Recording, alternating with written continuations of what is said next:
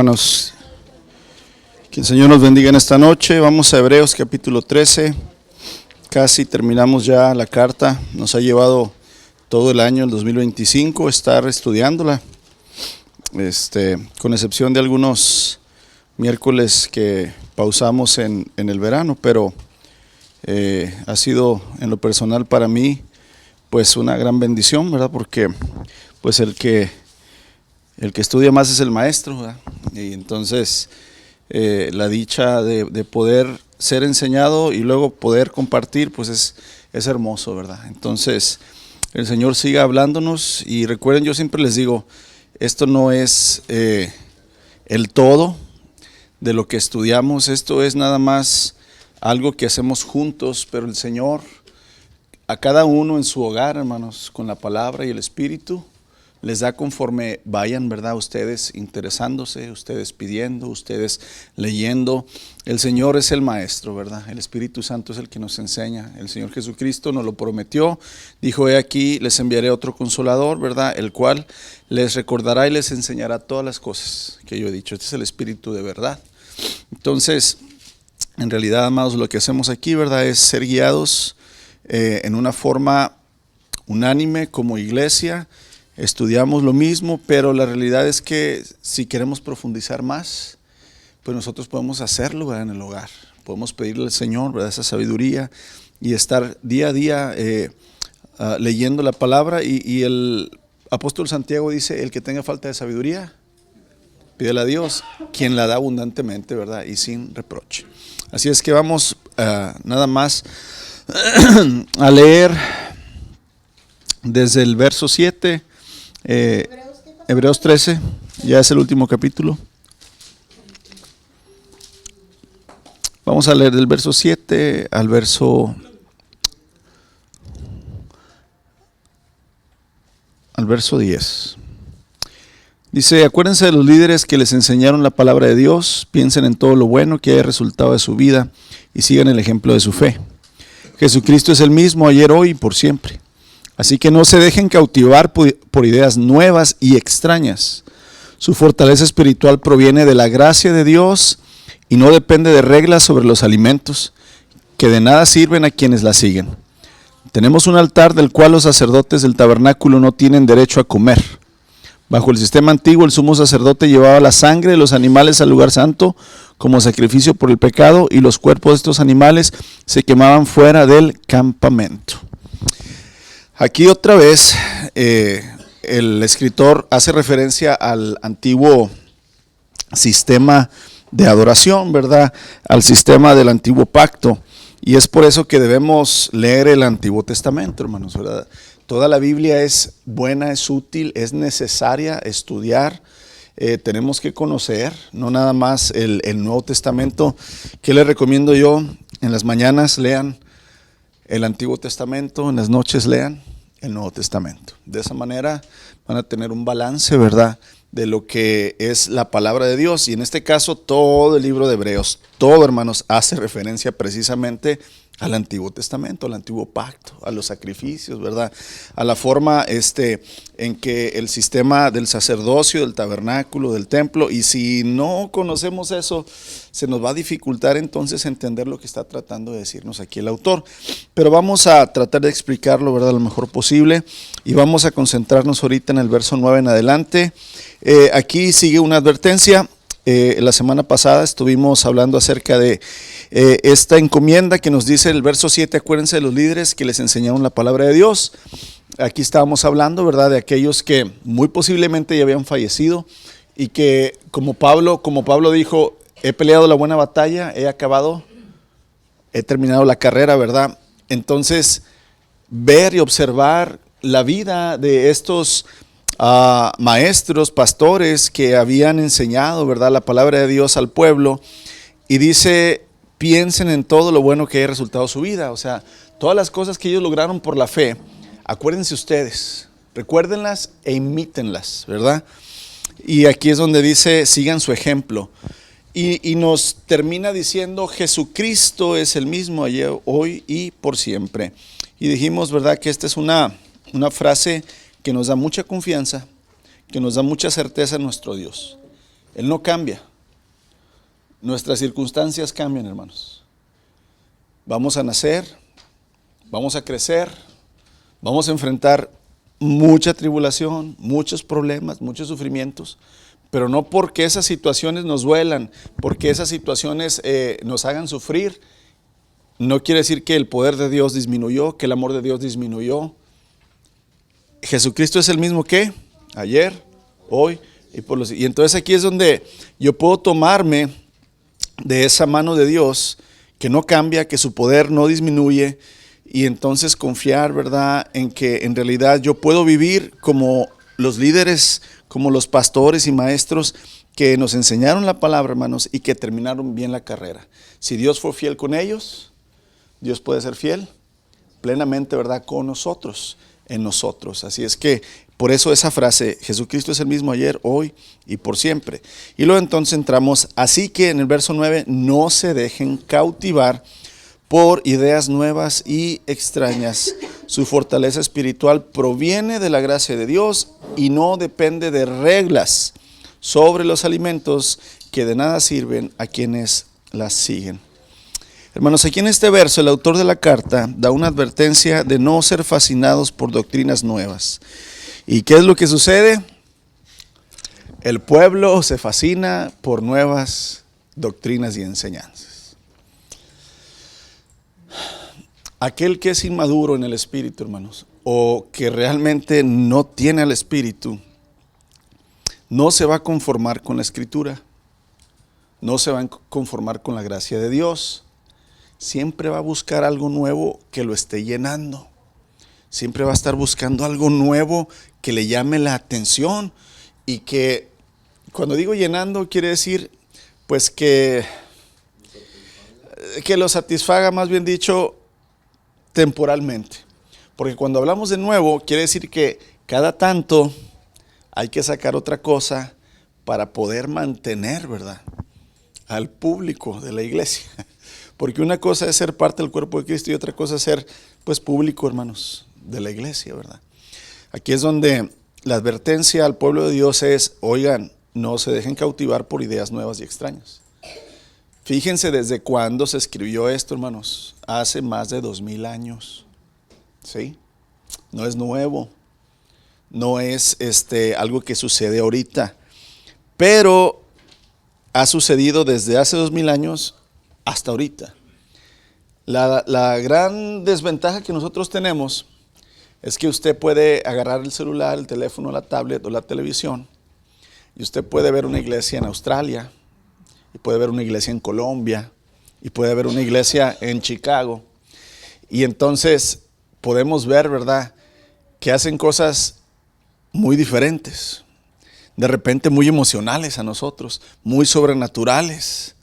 La manera inclusive de vestirse, inclusive para los pastores, de predicar, la alabanza, como es, ¿verdad?, que parece una cristoteca, ¿verdad?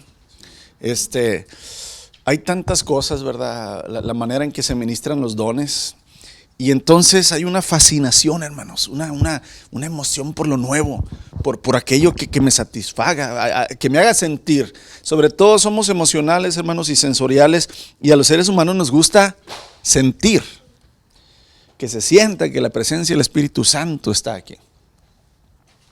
Pero algunos de los primeros cristianos, hermanos, eran muy susceptibles a estas enseñanzas nuevas y extrañas. ¿Por qué? Porque acuérdense que el cristianismo apenas estaba, ¿qué?, naciendo. Todavía las iglesias no estaban bien establecidas. Todavía no había pasado la primera generación de cristianos. Aquí, cuando estamos hablando de la carta a los hebreos, hermanos, estos son los primeros cristianos. Estos son los primeros que se estaban reuniendo en el nombre del Señor Jesús y que estaban aprendiendo de la doctrina del Evangelio y de lo que los apóstoles enseñaban. Esta es apenas la primera iglesia. Todavía no tenían todas las referencias de las cartas de Pablo, de las cartas de Pedro, de las cartas de Juan. Aquí el Espíritu Santo los guiaba mera y netamente, ¿verdad?, por los líderes, sin el librito. Entonces, de repente llegaban líderes, ¿verdad?, entre comillas, que traían nuevas enseñanzas, y claro que la iglesia estaba dispuesta a ¿qué? Pues vienen en el nombre del Señor Jesús, y se ve que son maestros, ¿verdad? Entonces escuchaban Y los que apenas, hermanos, estaban creciendo en la fe eran muy susceptibles a seguir estas enseñanzas que iban en contra de la palabra de Dios en realidad. Y hasta el día de hoy se repite que lo mismo. Cuando usted, ¿verdad? Todos decreten en el nombre del Señor sanidad, decrete sanidad. ¿Y qué hace el inmaduro, hermanos? Empieza a decretar. Y decrete y arrebate riqueza para su vida. ¿Y qué hace toda la gente?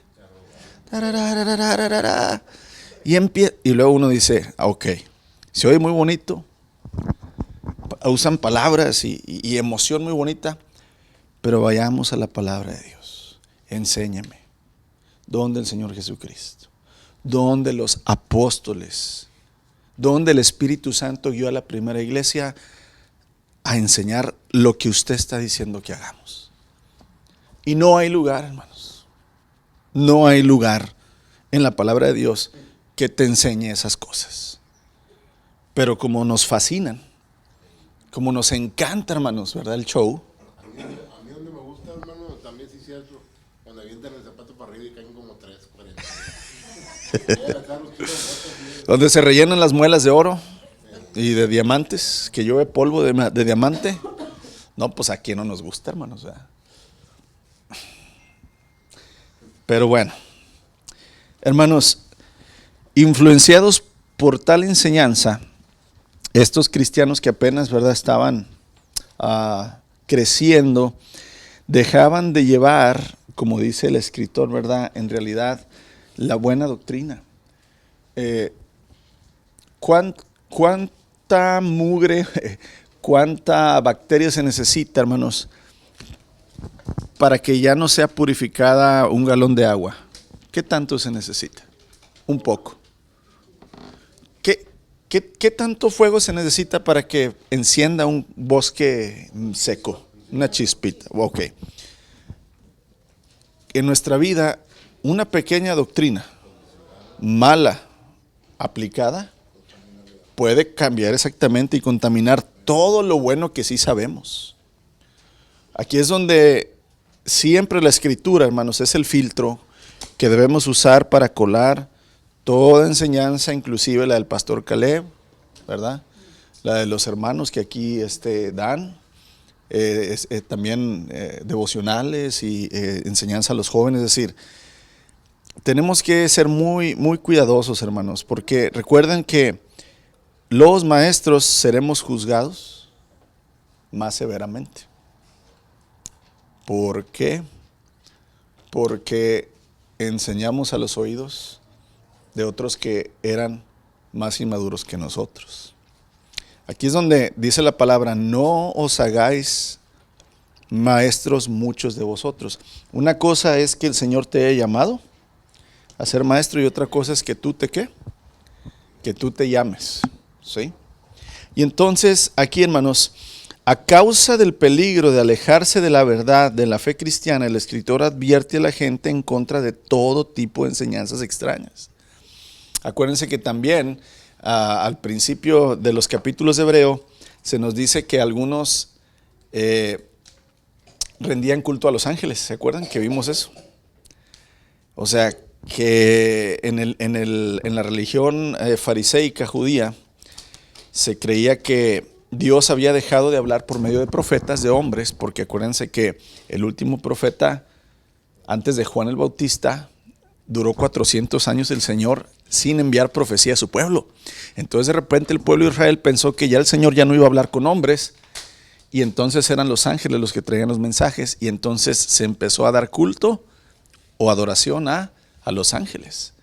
Para nosotros suena muy extraño, ¿no? Pero para aquel tiempo, ahorita, ¿verdad? Que el arcángel Miguel y que el ángel Gabriel y que los santos de Dios, tenemos que tener mucho cuidado con estas doctrinas que nos van a alejar de la verdad, hermanos. Él no dice, hermanos, el escritor, cuáles eran estas enseñanzas, pero nosotros podemos deducirlas en otras partes del Nuevo Testamento. Nos enseñan que la segunda mitad, hermanos, casi del primer siglo, o sea, cuando hablamos del primer siglo y cuando les digo nuevos cristianos, estamos hablando que, acuérdense que en la línea de tiempo, sí, en la línea de tiempo, ¿verdad? Para acá, Este es el año cero, nacimiento de Cristo, ¿verdad?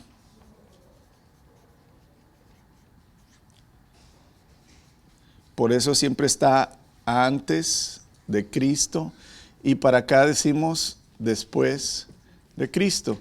Cuando nos referimos a antes de Cristo, nos referimos, por ejemplo, 400 años antes, fue cuando el profeta Malaquías fue al último que le habló el Señor como profeta. 400 años antes que naciera el Señor. Ahora, estamos hablando que el Señor más o menos murió en el año 30, hermanos, que tenía 30, 31, 33 años cuando fue crucificado. Y entonces aquí los apóstoles, ¿verdad? En el libro de los Hechos 2 empieza la iglesia. ¿Sí? Estamos hablando que a partir del año 30, y vamos a ponerle aquí el año 100, aquí es donde los apóstoles están vivos. Estimamos que el último que murió más o menos en el año 92, 93 fue Juan. El apóstol Juan fallece en el año 92. Entonces, del año 30 al año 100, tenemos más o menos, ¿qué? ¿50 años? ¿70 años? Donde los apóstoles estuvieron predicando la palabra, donde ellos estuvieron enseñando a la iglesia, donde ellos estuvieron yendo y viniendo, viajando por todas partes que pudieron. Y entonces aquí, hermanos, en este primer siglo, muchos filósofos quiere decir aquellos que enseñan pensamientos. Aquellos que piensan y enseñan, ¿verdad? Cosas. Había muchos de estos. Acuérdense que en el tiempo del Señor Jesucristo había muchos maestros judíos. Y luego entra entonces el cristianismo, la fe en Cristo Jesús. Y entonces se hace una mezcolanza, hermanos. Se quiso hacer, ¿verdad? Una cristiandad judaizante.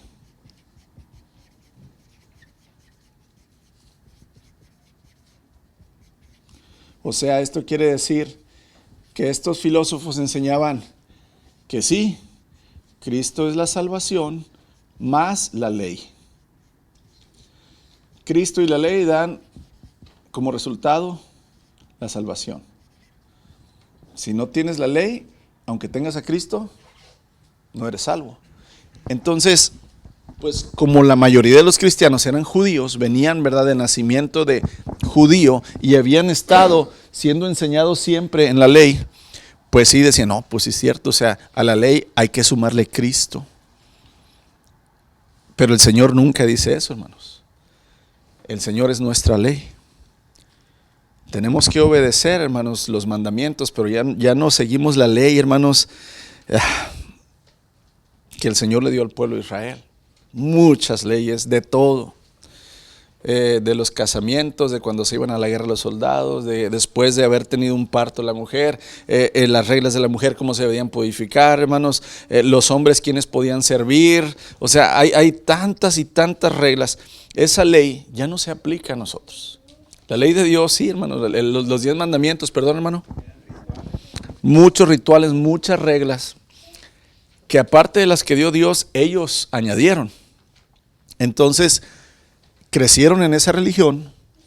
De repente, ahora nada más decir Cristo y su gracia, su obra en la cruz es la que salva. Fue difícil para ellos dejar su religión. Comenzaron bien en la fe, pero luego venían estos filósofos, estos pensadores, estos falsos maestros y le decían, tienes que circuncidarte, tienes que seguir Shabbat. A lo que aparte de Cristo que habían enseñado, le sumaban eso. Entonces las iglesias empezaron a tener mucho este conflicto, hermanos. Bastante. Se empezó a infiltrar mucho este problema. Entonces fíjense, Pablo nos dice aquí, prácticamente advierte a los ancianos en Éfeso, por ejemplo en la carta de Éfeso, ¿verdad?, que deben estar en guardia en contra de los lobos rapaces. En Hechos dice ahí Pablo, aún entre vosotros mismos surgirán hombres que van a torcer la verdad para llevar discípulos detrás de sí. Acuérdense que, ¿cuál es la intención, hermanos, de una persona de torcer la verdad? Pues ganar para él fama, discípulos, dinero. No hay otra. Si amara a Dios, si siguiera la verdad. Y a las personas les encanta que les digan lo que quieran escuchar. ¿Sí? Y entonces aquí Pablo también a los Gálatas, hermanos, casi toda la carta a los Gálatas es una reprensión, un regaño en contra de seguir la ley para ser salvos. Pablo les dice, por seguir un evangelio diferente, que en realidad para nada es evangelio. Pablo dice, estoy horrorizado por ustedes, Gálatas insensatos. Comenzaron bien, ¿qué les pasó? Y es toda una reprimienda, hermanos, contra la iglesia en Galacia. El mismo apóstol Pablo también amonesta a los colosenses, hermanos, para que eviten ser tomados, ¿verdad?, por sorpresa. Dice, no permitan que nadie los atrape con filosofías huecas y disparates elocuentes. Esto quiere decir, aunque venga un hombre, hermanos, que traiga mucho verbo, mucha doctrina, mucho griego, mucho hebreo y palabras y explicaciones, si no vemos claramente la persona, la enseñanza, el fundamento de Cristo Jesús, por más elocuente, más preparado que esté la persona, no debemos escucharla, no debemos tomar su enseñanza.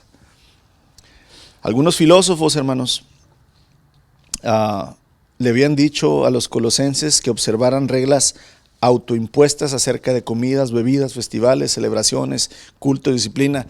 Acuérdense que aquí, entre las muchas leyes que tenían los judíos, hermanos, que Dios les había dado, son 7 fiestas que ellos tienen que celebrar al año, a fuercita, ¿sí? Ciertas comidas que no pueden ellos, ¿verdad?, ingerir, muchos días de observar, como el Shabbat, ¿verdad?, guardar los diezmos, ¿verdad?, de cada cosa. Muchas reglas que en realidad, hermanos, sí el Señor las dio y son buenas y para nada afecta si nosotros las seguimos, pero no son para salvación. Siguiéndolas no vas a ser salvo, es solamente Jesucristo. Y entonces aquí Pablo le dice a los colosenses 2, 22 y 23, dice, esas reglas son simples enseñanzas humanas acerca de cosas que se deterioran gracias con el uso.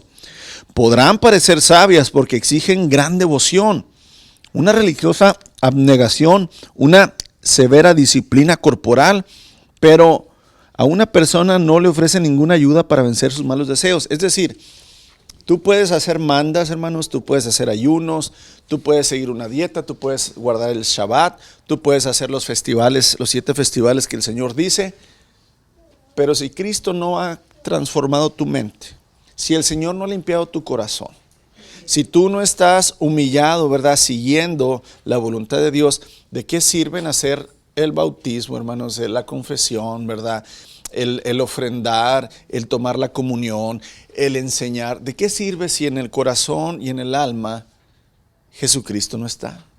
Pues son puras reglas y obras exteriores que nada más sirven para calmar un poco nuestra conciencia de que estoy haciendo algo. ¿Para quién? Para el Señor. Pero en realidad no nos ayudan, hermanos, en nuestros malos deseos a vencerlos. El único que puede limpiar y transformar nuestra mente, hermanos, es el Señor Jesucristo. Entonces, en contraste, hermanos, o sea, poniendo, ¿verdad?, en paralelo, conseguir reglas que solo se cumplen externamente en el cuerpo, la gracia de Dios provee al creyente de fuerza interior y lo beneficia espiritualmente. Y aquí es donde vemos que el escritor de Hebreos, aquí en el verso 9 que estamos estudiando, dice, la fortaleza espiritual proviene de la gracia de Dios y no depende de reglas. No depende de reglas. Cómo vestirnos, cómo hablar, cuánto dar, cómo orar, qué cantar, seguir días de fiesta, seguir rezos, formas. No, hermanos, en realidad la gracia de Dios no depende de reglas. Depende de una vida rendida a Cristo, reconociendo que Él es Dios y que nada más Él salva, y por gracia nos ha dado ese regalo, no porque eres alguien que sigue, obedece reglas. Cuando nos convertimos a Cristo, y aquí hay que, ¿verdad?, siempre referir esto, porque tampoco podemos caer en el error de decir, pues no es necesario obedecer la ley. vamos al otro extremo, ¿verdad? No caer en el extremo o en el error.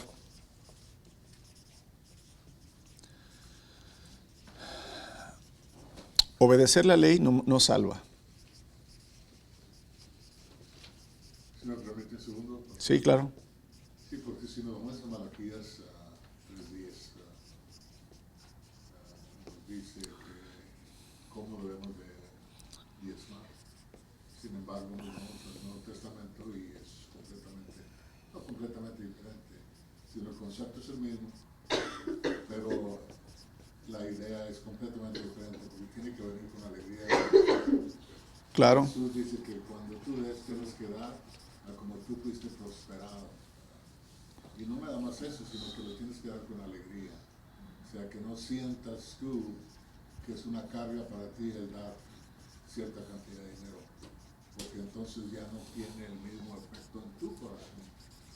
Al ser una persona exacto, porque Dios es el que, por medio del Espíritu Santo, es el que pone el deseo íntimo en el corazón para cómo tú te debes de comportar dentro del Evangelio. Amén.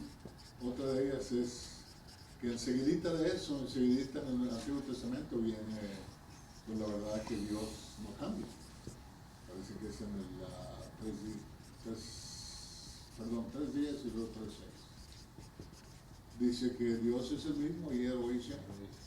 Entonces, nos dice que a la mano izquierda nos dice, cuidado, no creas que porque tú das $1 millón yo voy a hacer eso.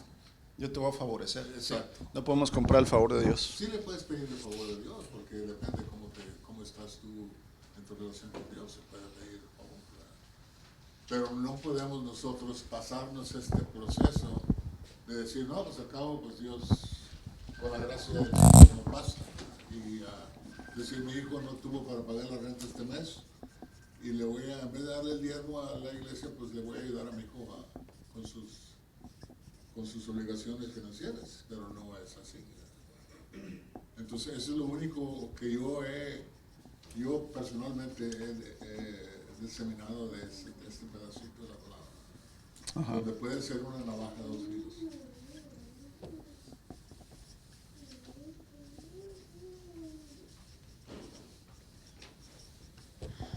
Aquí es donde hay mucha confusión, ¿verdad? Decir, bueno, si entonces ya bajo la gracia Dios ya me salvó, no necesito hacer obras buenas para ser salvo. Y en realidad, hermanos, obedecer la ley no salva. Cuando yo creo en la obra redentora del Señor Jesús en la cruz, por fe, hermanos, esa obra nos salva, entonces puedo obedecer la ley, pero para ser transformado y vivir en la voluntad de Dios, no para ser salvo. Hay una gran diferencia. Querer ganarme la gracia de Dios, hermano, la gracia de Dios no se compra, no se gana y no se merece, solo se recibe. ¿Sí? Y tenemos que meter eso en nuestra mente, en nuestro corazón. Obedecer a Dios, obedecer, hermanos, los mandamientos es por medio de Cristo. Tal vez tú puedes decir, yo puedo obedecer los mandamientos, pero en realidad tienes que obedecerlos siempre y no fallar en ninguno durante toda tu vida. Tal vez un día podemos decir, hoy puedo obedecer los 10 mandamientos. Tal vez lo logres un día, pero todos los días de tu vida. Y con que falles una vez, entonces ya. Entonces, aquí la idea que Satanás, hermanos, había metido en el pueblo de Israel es que si tú seguías la ley estrictamente, te ganabas el favor de Dios. Pero el favor de Dios no se puede ganar, hermanos. Para nada. No hay manera. O sea, el Señor dice, las mejores obras que ustedes puedan hacer son toallas sanitarias usadas para mí. Eso quiere decir trapos de inmundicia. Nada más cambia en aquel tiempo no había las toallas sanitarias que usaban las mujeres, trapos viejos que ya no usaban, se ponían para, ¿verdad?, su regla. El Señor dice, tu mejor obra que puedas hacer para mí es una toalla sanitaria usada. Así lo dice el Señor. Entonces, ¿cómo puedo yo ganarme el favor de Dios, hermanos? Cuando yo ahorita hago una buena acción, pero mañana le miento la madre, ¿verdad?, a un cristiano. O lo pensé al menos. O soy más altivo que mi hermano. Pienso que yo soy mejor que él. No, hermanos. No se puede ganar la gracia de Dios de ninguna manera. No la puedes merecer.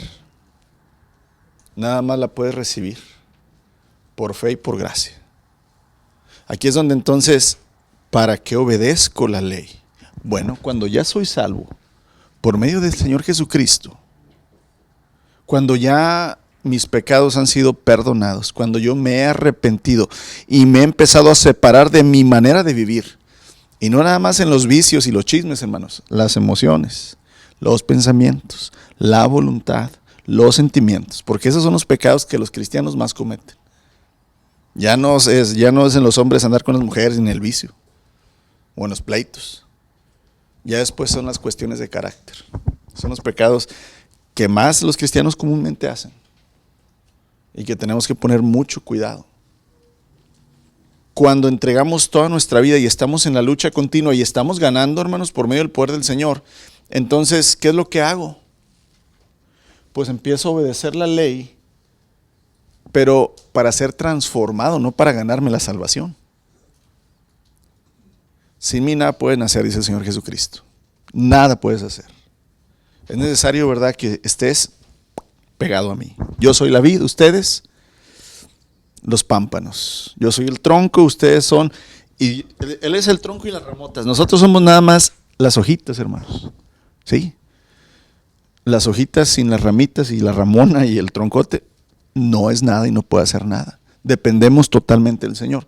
Por eso aquí la enseñanza del Evangelio es: el que quiera ser mi discípulo, niéguese así. Es la primera enseñanza que el Señor Jesús nos dice acerca de si queremos ser sus discípulos. Niégate.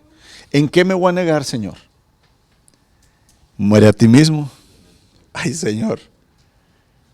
Tienes que negarte de la mala persona que eres y de la buena persona que crees ser. ¿Sí? Porque en realidad, hermanos, la buena persona que tú eres es egocéntrica. Esa persona hace las cosas para vanagloria, para que me digan a mí qué bueno es el hermano. Tienes que morir a lo malo y a lo bueno y empezar desde cero con el Señor. Señor, ¿qué quieres que yo haga? Y aquí es donde entonces el Señor empieza a amar al Señor tu Dios con todo tu corazón, con toda tu alma, con toda tu mente, con todas tus fuerzas, y a tu prójimo como a ti mismo. Un nuevo mandamiento les doy: amen a su prójimo como yo los he amado a ustedes. El que no perdone no será perdonado. Ora por tus enemigos, ámalos. No hagan el mal, no se dejen ganar por el mal, sino al contrario, gánenle al mal por medio del bien. Sed benignos unos con otros. Esos son los mandamientos de Cristo. Esa es la ley de Cristo, hermanos. La ley de Cristo tiene más de 100 mandamientos, la ley de Cristo. Ahí es donde yo empiezo, ¿verdad?, a seguir a Cristo, el que dice el Señor Jesucristo: el que quiera ser mi discípulo, niéguese a sí mismo cada día, tome su cruz y sígame. Y seguir quiere decir hacer lo mismo que Él. Cuando te están crucificando, escupiendo y golpeando, cuando te están menospreciando y haciendo menos, el Señor dice: perdona a los padres, no saben lo que hacen. Eso es seguir a Cristo. No defenderte con tus propias uñas. Aquí es donde el entendimiento es: el obedecer la ley de Dios no es para salvación, sino es para que Él me transforme y yo pueda vivir una vida santa según Él me lo dice. Pero nunca pensando que me voy a ganar, hermanos, la salvación. Si pudiéramos ganar la salvación por obras o por por obediencia, el Señor Jesucristo no hubiera necesitado venir, porque pudiéramos por nuestros esfuerzos lograr, ¿verdad?, la salvación. Pero no lo podemos hacer. Es imposible. Desde Adán hasta hoy hemos hecho lo que hemos querido. Tiene que venir el único Hijo, el unigénito, el perfecto, el santo, para poder vivir una vida perfecta, entregar esa vida en sacrificio por la tuya y la mía. Él vivió la vida que tú y yo debíamos haber vivido. Por eso resucita el tercer día e invita, ¿verdad?, a todo el que quiera creer en Él y en su obra. El que cree en mí, aunque esté muerto, vivirá. Y entonces aquí, hermanos, es donde comprendemos cuando el ladrón o el delincuente que estaba a un lado de él en la cruz le dice: Señor, acuérdate de mí cuando estés en el paraíso, cuando estés en tu gloria. Y el Señor con toda autoridad le dice: yo te digo que hoy mismo estarás conmigo en el paraíso. ¿Quién puede decir eso, hermanos? Solamente aquel que tiene toda autoridad y poder para salvarnos. Ese hombre ya estaba muriendo junto a él, hermanos. Era un malhechor y merecía estar ahí. Pero él, hermanos, yo estoy seguro que ese hombre escuchó las enseñanzas de Jesús antes. No fue que ahí en el momento creyó, o sea, escuchó y vio. Porque luego nosotros siempre andamos predicando ese evangelio el evangelio del último momento, ¿verdad? Donde, no importa, tú ahorita arrepiéntete. El Señor es el que tiene la gracia y el que sabe, hermanos, qué es lo que hace y no hace.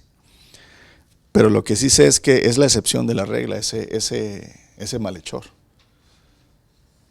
O sea, ese nada más fue un ejemplo para decir que inclusive, hermanos, en el último momento, si nuestra fe está en el Señor, Él salva.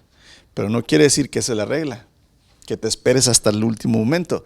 Desde el profeta Isaías decía: vengan hoy y estemos a cuenta. Hoy es el día de salvación.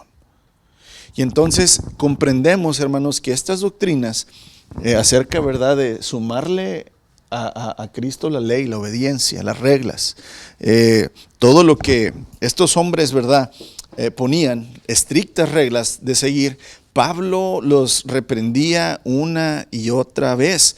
¿Por qué? Porque en realidad, hermanos, no nos ayudan las reglas dietéticas a guardar, no comer cerdo, ¿verdad? Y no comer camarones, y no comer tarará. Espiritualmente, ¿qué te ayuda?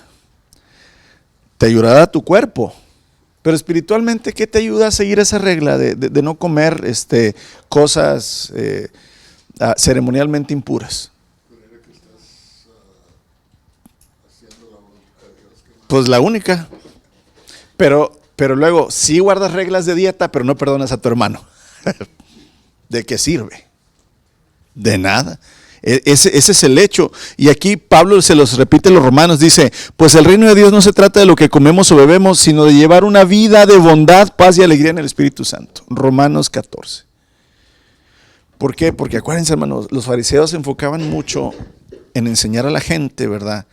Porque es la manera que podemos medir visiblemente la santidad, entre comillas, de alguien.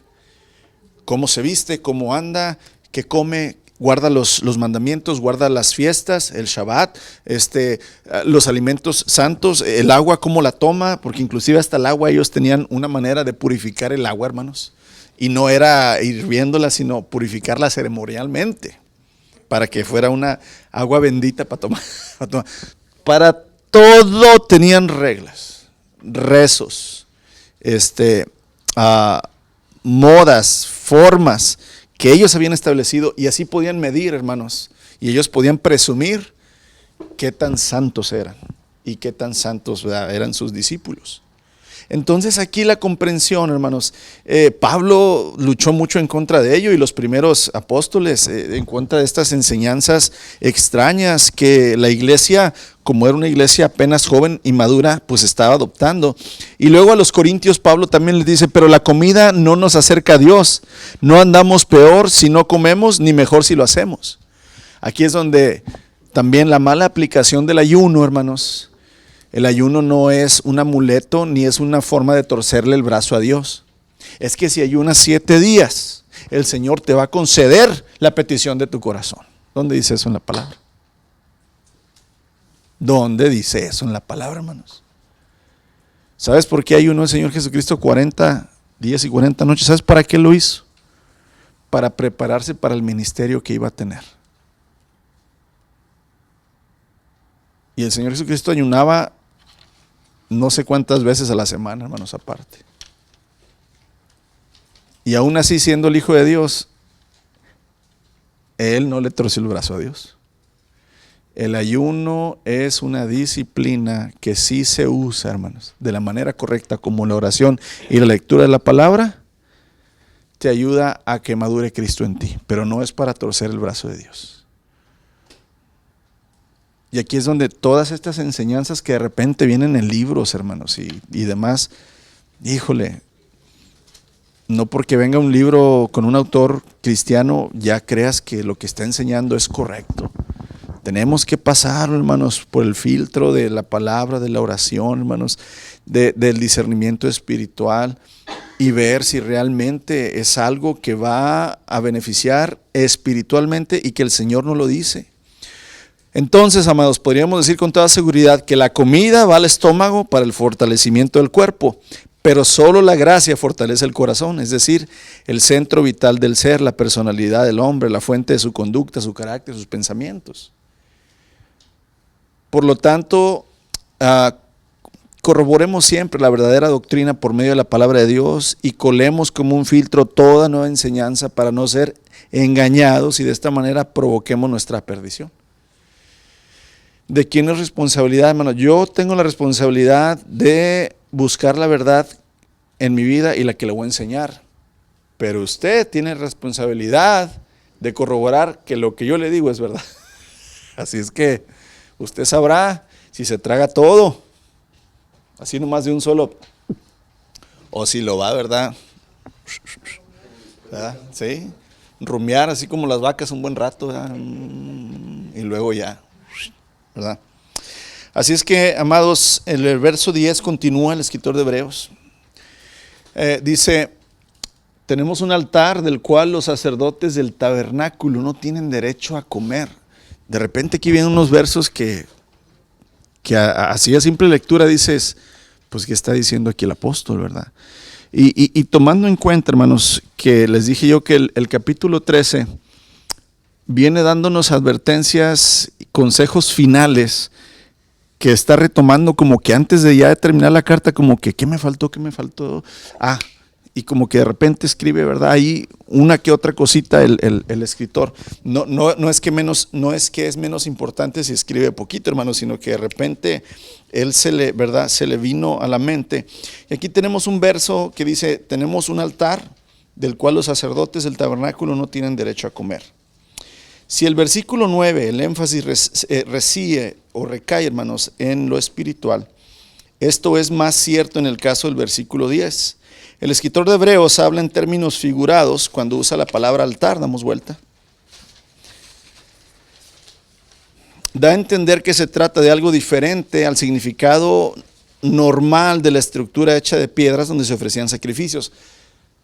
Porque cuando en los hebreos, hermanos, los judíos, se les hablaba del altar, inmediatamente ellos se iban, ¿verdad?, al lugar donde se sacrificaban los animales. Pero cuando está hablando aquí el escritor de Hebreos, está tomando la figura del altar, hermanos, o lo que se hacía en el altar, pero en realidad, ¿verdad?, no se refiere a la estructura de piedra, sino a la cruz de Cristo. El altar de la cruz, porque acuérdense que él está centrando todo en Cristo. Es como decir que hoy en día en las reuniones de la iglesia, cuando se dice, pase al altar, pase para orar por usted, el que está arrepentido, pase al altar, ¿verdad? En realidad no es un altar, no es, ¿verdad?, el lugar donde se hacen los sacrificios. Bueno, de la misma manera, hermanos, aquí el autor de Hebreos usa la palabra altar, ¿verdad?, ese término para darnos un ejemplo, no con el altar del sacrificio del antiguo pacto, sino que aquí el altar es la cruz, porque recuerden que en la cruz fue sacrificado el Cordero de Dios que quita el pecado, ¿verdad?, del mundo. No tiene nada que ver, hermanos, con el altar de piedra donde se elevaba, ¿verdad?, en fuego una ofrenda a Dios, sino que aquí el altar es la cruz en la cual Cristo se ofreció a sí mismo como un sacrificio a Dios, y para el cristiano la cruz es un símbolo que representa la obra completa de redención. Tal como el escritor de Hebreos, hermanos, lo confirma muchas veces en su carta. Hay tantas ocasiones que él habla de Cristo y su obra en la cruz, ¿verdad? Entonces aquí la cláusula, ¿verdad? El término, la enseñanza que tenemos de un altar, hermanos, representa entonces la cruz que simboliza la redención de Cristo, no por los sacrificios en la ley que se hacían de un cordero o de un, ¿verdad?, becerro, sino en un altar diferente donde una sola vez se sacrifica al cordero de Dios y ya es, ¿verdad?, una obra completa.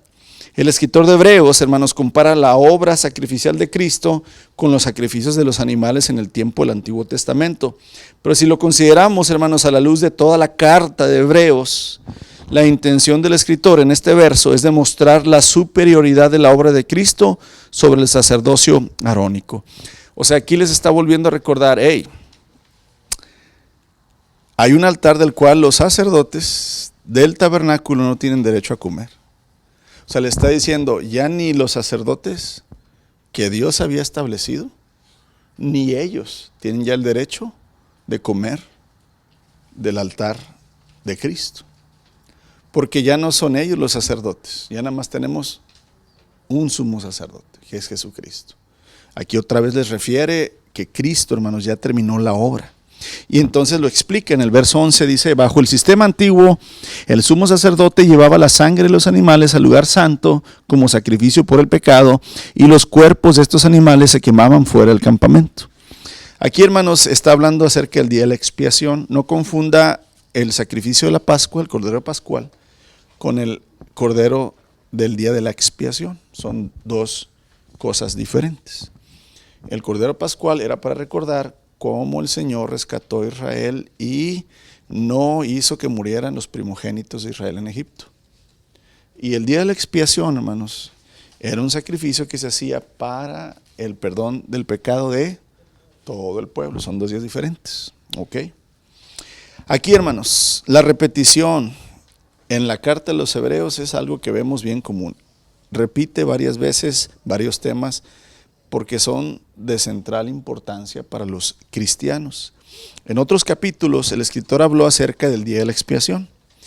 Aquí se lo voy a resumir un poquito, ¿verdad? En ese día, hermanos, el sumo sacerdote sacrificaba primero un becerro para sus propios pecados y sacrificaba también, ¿verdad?, un macho cabrío.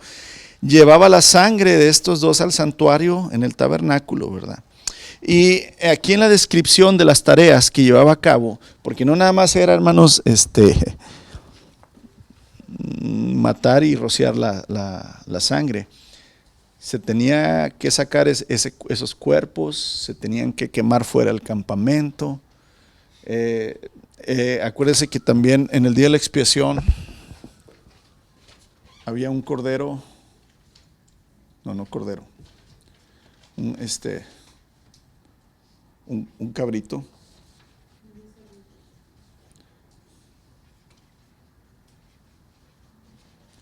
Un cabrito que se sacrificaba y un cabrito que se soltaba. ¿Sí? Este cabrito se sacrificaba y su sangre se rociaba en el lugar santo.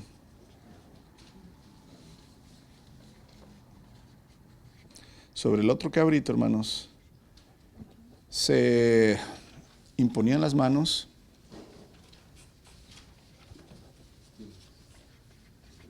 se declaraban los pecados del pueblo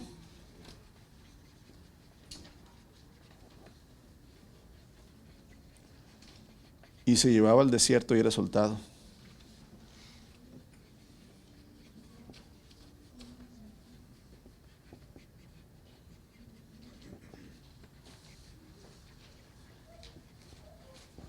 Aquí la figura es doble, ¿verdad? El Señor dijo que sin sangre no hay remisión de pecados. Tenía que haber sangre derramada, porque acuérdense que el pecado es muerte. El resultado del pecado es muerte. Entonces siempre que hay pecado debe haber sangre, porque en la vida está en la sangre. Entonces teníamos dos cabritos, uno se escogía para ser sacrificado, el otro, el sumo sacerdote imponía sus manos sobre la cabeza y declaraba: Señor, hemos pecado contra ti, Señor, hemos sido egoístas, Señor, nos hemos aprovechado del pobre, Señor, hemos sido inmorales. Se declaraban los pecados del pueblo. Se llevaba ese chivo, ¿verdad?, hacia afuera del campamento, hacia el desierto, y se soltaba y se iba. Esto simbolizaba que el Señor, hermanos, los pecados del pueblo los alejaba del pueblo y los perdonaba. Y entonces, en esa figura, hermanos, ¿verdad?, está hablando aquí que bajo el sistema antiguo, estamos en el verso 11, el sumo sacerdote llevaba, ¿verdad?, la sangre de los animales al lugar santo como sacrificio por el pecado, y los cuerpos de estos animales se quemaban fuera del campamento. Pues aquí, hermanos, el propósito de los sacrificios: se les mataba como ofrenda de pecado por el pueblo. La remoción del pecado es el rasgo dominante de los deberes religiosos que llevaba a cabo el sacerdote. Es decir, ¿cuál es la función principal del sacerdote, hermanos? Interceder entre Dios y el pueblo. Ningún otro sacerdote podía hacer lo que el sumo sacerdote. El sumo sacerdote era el que intercedía por los pecados, ¿verdad? Declaraba los pecados sobre el macho cabrío que se soltaba, y agarraba la sangre del otro macho que se sacrificaba y iba y lo rociaba en el lugar santo. Ningún otro israelita, hermanos, ni Moisés lo pudo hacer. Solamente los que escogió el Señor, Aarón y sus hijos. Aquí el simbolismo es que nada más Cristo puede sacrificarse. Ningún otro puede hacer lo que Jesús, ¿qué?, hizo o pudo hacer. El sumo sacerdote ofrecía primero un becerro como ofrenda por su propio pecado, hermanos, para hacer expiación. Expiación quiere decir, hermanos, ¿verdad?, expiar, limpiar o quitar, ¿verdad?, por sí mismo y su casa. Hacía primero el sacrificio con un becerro, un ternero. Se sacrificaba, ¿verdad?, para sus propios pecados. Después sacrificaba a un macho cabrío como ofrenda por el pecado del pueblo, y otro macho cabrío era enviado al desierto como el chivo expiatorio. De ahí viene la frase: y me usaron como chivo expiatorio. De ahí viene la frase chivo expiatorio, hermanos. Es decir, aunque la culpa es de este, se la ponemos a este otro, ¿verdad? Esa es la idea. Luego, hermanos, se rociaba la sangre del becerro que se había sacrificado dentro del arca del lugar santísimo por el pecado propio del sumo sacerdote, y también la sangre del cabrito por el pecado del pueblo. Y enviado al desierto, el macho cabrío, hermanos, que se soltaba, llevaba todos los pecados del pueblo. El hombre que soltaba al macho cabrío tenía que lavar sus ropas y bañarse antes de entrar a la ciudad o al campamento. Los cuerpos del becerro y del macho cabrío que se sacrificaban tenían que sacarse del campamento y quemarse. Las personas que quemaban las pieles y la carne y el estiércol de estos animales, hermanos, tenían que lavar sus ropas y bañarse antes de regresar a la ciudad. Todo esto se hacía para indicar que el pecado contamina. O sea, ¿por qué Dios les puso estas reglas? ¿Por qué Dios les decía, verdad, hey, no puedes tocar un animal muerto, va a estar impuro? Hey, si tocas una mujer con regla, va a estar impuro. Hey, si tocas esto, va a estar impuro. Hey, ¿por qué tantas reglas acerca de la impureza ceremonial? No es que el cuerpo realmente se contaminara, sino esto es espiritual y ceremonial.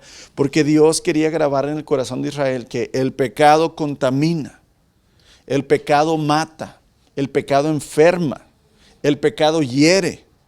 Y esa es la figura que el Señor quería grabar, ¿verdad?, en la vida de Israel cuando hacían todos estos sacrificios y todas las reglas que tenían que hacer para hacerlos. Todo esto se hacía, hermanos, para indicar que el pecado contamina. Los sacrificios mismos se consideraban contaminados, aunque la sangre de estos animales fuera rociada sobre el lugar santísimo. De ahí que los sacerdotes no se les permitía comer la carne de estos sacrificios. De los otros que se llevaban como ofrenda al Señor, sí. De ahí ellos tomaban su carnita asada, hacían sus taquitos de bistec, ¿verdad? Todo lo hacían de ahí. Pero de estos sacrificios, del día de la expiación, no, porque estos sacrificios eran por el pecado. Entonces no podía quedar nada de estos animales, hermanos, en el campamento, porque simbolizaban el pecado del pueblo. Y Dios quería que el pueblo entendiera que cuando ellos pedían perdón, Él los perdonaba completamente. Entonces, el contraste, hermanos, ¿verdad?, aquí que se da, la comparación que se da a entender, es que el sacrificio de Cristo sobre la cruz ha quitado el pecado de una vez y para siempre para todo el pueblo. Por medio de su muerte, Él puso fin a los ritos ceremoniales del día de la expiación. Ya nunca más, hermanos, se iban a tener que sacrificar becerros, chivos, palomas. ¿Por qué? Porque el Señor ya terminó la obra. Acuérdense que todos los sacrificios, hermanos, tómelo de esta manera, todos los sacrificios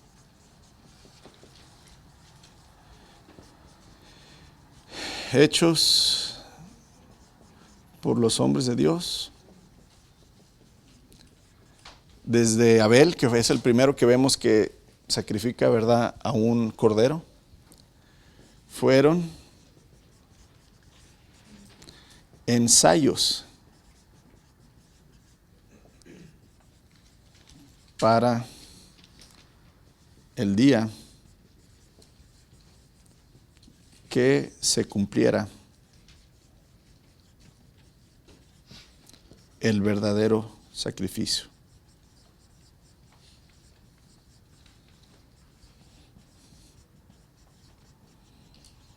Haga de cuenta que usted está ensayando una obra de teatro. La ensayan, lo mismo, la ensayan, lo mismo, la ensayan, lo mismo, la ensayan, lo mismo. Y luego viene el día que ¿qué? Que es el estreno, que es cuando se va a presentar la obra. Ese día se presenta y ya no es necesario volver a ¿qué? A ensayar, porque ya ¿qué? Ya se cumplió, no, y ya se cumplió, ¿verdad? La fecha de presentar. Bueno, todos los miles o millones de sacrificios que se hicieron, hermanos, en el Antiguo Testamento, eran el ensayo antes que llegara el Cordero de Dios que quita el pecado del mundo.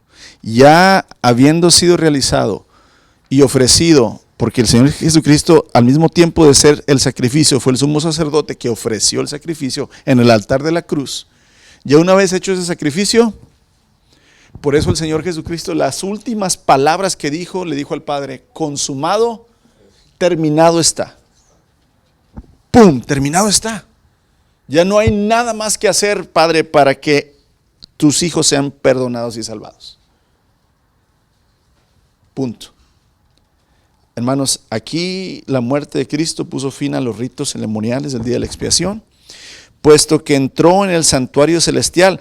Porque aquí la otra es esta, hermanos. Acuérdense que el sumo sacerdote agarraba la sangre y la llevaba al lugar santísimo, donde estaba la presencia de Dios, y ahí rociaba la sangre.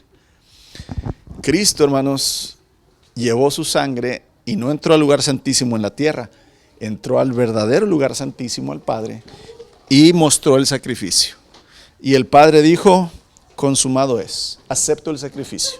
Y ya no hay necesidad, hermanos, entonces, de más sacrificio. Por eso aquí dice que bajo el sistema antiguo, el sumo sacerdote llevaba la sangre al lugar santísimo y los cuerpos se quemaban fuera del campamento. El Señor Jesucristo no se tuvo que quemar el cuerpo, porque el cuerpo no tenía pecado, sino que resucitó. Y entonces, ¿verdad?, no hay evidencia, hermanos, del pecado para los hijos de Dios, ni siquiera el cuerpo, porque dice que este cuerpo será destruido y que tendremos ¿qué? Un cuerpo nuevo, hermanos, un nuevo nombre, ¿verdad? Una nueva identidad en el cielo. Gracias a nuestro Señor Jesús y a la obra que Él hizo. Amén. Gracias, Señor, te damos porque siempre reconocemos que solo tú eres el Hijo de Dios que pudo haber quitado el pecado del mundo, ese Cordero que se sacrificó perfecto, Señor, sin mancha, un sacrificio voluntario, santo, puro, que no hay necesidad, Señor, de ningún otro. Y Padre, tu palabra da testimonio, Señor, de que tú aceptaste ese sacrificio y que la evidencia es que resucitaste a tu Hijo, Señor. Su cuerpo no quedó en la tumba. Y aquí es donde nosotros confiamos que si le seguimos y hacemos lo mismo y creemos en Él, Señor, entonces tendremos el mismo destino que tu unigénito Hijo, Jesucristo, que es regresar a ti, Padre. Así es que ayúdanos a no ser susceptibles a recibir enseñanzas extrañas, Señor, que no van conforme a tu palabra. Ayúdanos a siempre, Señor, entender que ya no hay otro sacerdote que va a interceder por nosotros, sino que solamente Jesucristo. Y que, Padre, el sacrificio que Él hizo, Señor, es más que suficiente para perdonar todos nuestros pecados y llevarnos al lugar santo, Señor, donde estás tú. Te alabamos, te bendecimos, Señor, y te damos gracias por este momento, Señor, y por esta vida, Señor, que nos has regalado en la cruz, una vida eterna. En tu nombre oramos y damos gracias. Amén.